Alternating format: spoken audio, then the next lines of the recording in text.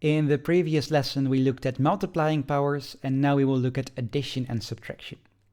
And as before, when adding and subtracting, it is important that we always check that our terms are like. And with powers involved, terms are like when they have the same combination of letters with the same exponents. And when our terms are like, simplifying the formula just means adding or subtracting the relevant numbers. The letters don't change. So 7x plus 5x is 12x, as you know. And likewise, 7x squared plus 5x squared is 12x squared. 7x squared plus 5x cubed is a perfectly valid formula, but it cannot be simplified because x squared and x cubed are not like terms. They don't have the same exponent. So here we say that the formula is already in its most simplified form and can't be simplified any further. Now, it's fine for terms to contain a more complicated combination of powers. For example, after reading this carefully, we see that these two terms are alike, and that means dealing with this is as simple as saying 7 apples minus 2 apples is 5 apples. We simply get 5x squared y. These two terms, however, are not the same. They both have x and y, but the x is raised to different powers, so they can't be subtracted, so this can't be simplified. These two terms are the same. It's slightly less clear, however, what the numbers are. We have 8a to the power of 5, and here we don't see a number, but that actually means there is a 1 that I was just too lazy to write down. And again, 8 apples minus 1 apple is 7 apples, and likewise, 8a to the power of 5 minus 1a to the power of 5 is 7a to the power of 5. In a longer sum, we first look for terms that are like, so we can combine them. So what are the like terms here? Well, the first and the third terms both have x cubed, and the second and the fourth term both have x squared. And plus and minus signs stick to their terms. So when we combine this, we get 7x cubed plus 1x cubed, and 7 plus 1 is 8, so that becomes 8x cubed. And then negative 2x squared plus 2x squared is, well, negative 2 plus 2 is 0, so this becomes 0x squared.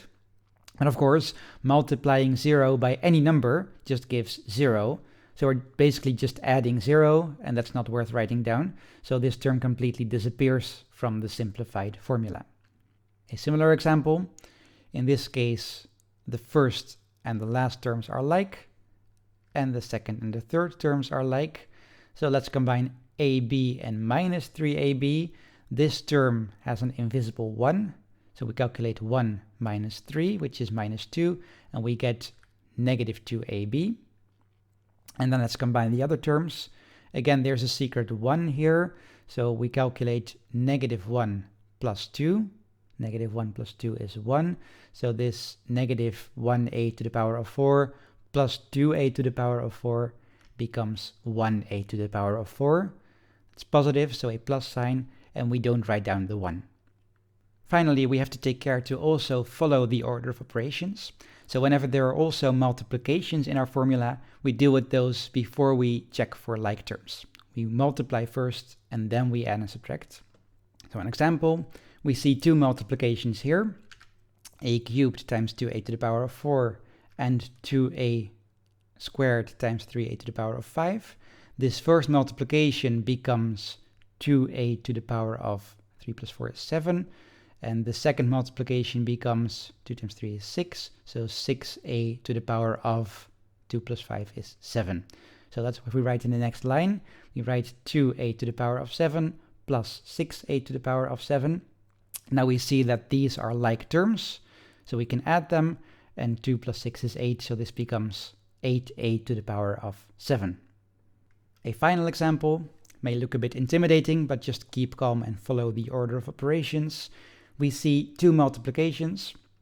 The first one can be simplified to, let's see, negative 1 times negative 2 is positive 2, so 2x to the power of 5, and the second one is, we have 1 times 5 is 5, and this becomes x to the power of 1 times x to the power of 4 is x to the power of 5. So we get 2x to the power of 5 minus 5x to the power of 5. 2 minus 5 is negative 3. So, and these terms are like, and that becomes negative 3x to the power of 5. So we see that this simplification really cleans up this formula, which is nice. So make sure you are comfortable with addition, subtraction, and multiplication before you move on. Otherwise, the rules may become confusing. In the next video, we will look at powers of powers. See you then.